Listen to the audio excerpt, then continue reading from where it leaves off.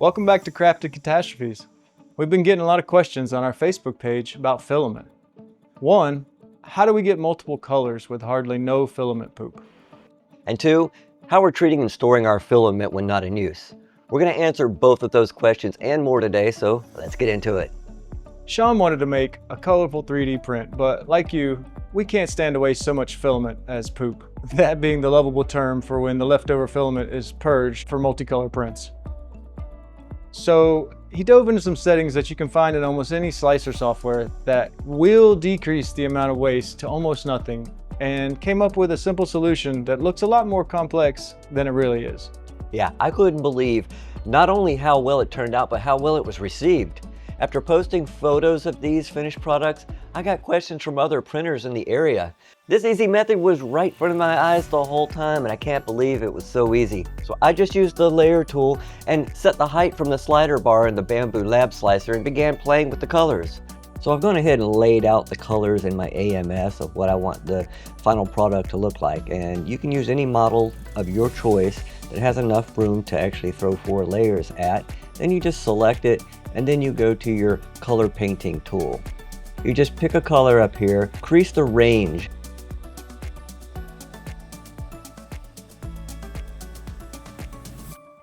And then you just select that tool. Then your next one, you'll just pick your second color, wherever you want it. You grab your third color.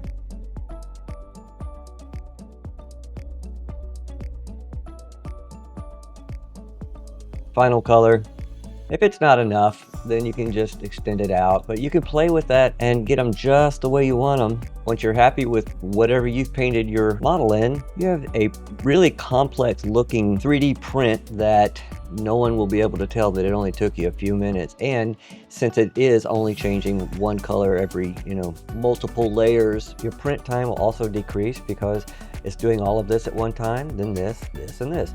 And so less color changes, less filament, less hassle, and you get somewhat of a complex looking piece of art. If the harsh color changes aren't your thing, you can also pick similar colors for more subtle transitions.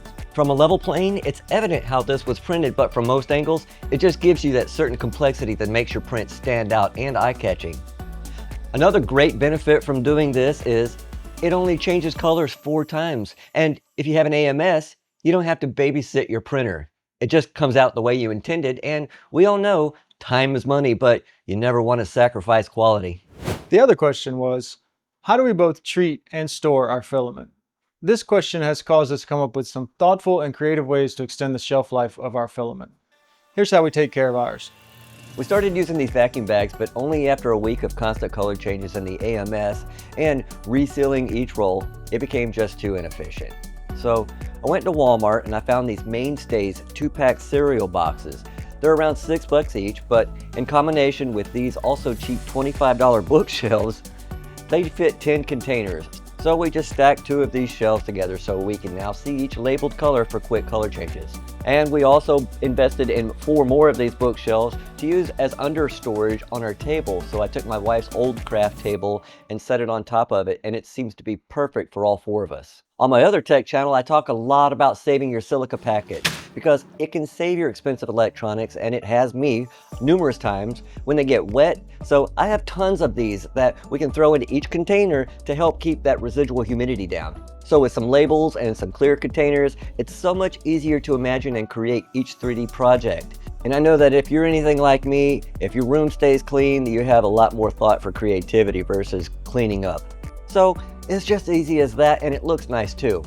I film a lot in this room, and it's been important to keep everything squared away, so setup for the next big video takes no time at all as well. I'll link everything down below for you to research on your own, and if you have any other creative ways to take care of your filament, please, by all means, share them in the comments. We are watching. We might slow a bit for Christmas, but 2025 is shaping up to be an exciting year here at Crafty Catastrophes. Please make sure to subscribe and hit that notification bell so you don't miss any shenanigans. If not, that's okay. How about the like button? Maybe hit that on your way out? Thanks for watching. Merry Christmas, Happy Holidays, and we'll see you all in the next video. Bye.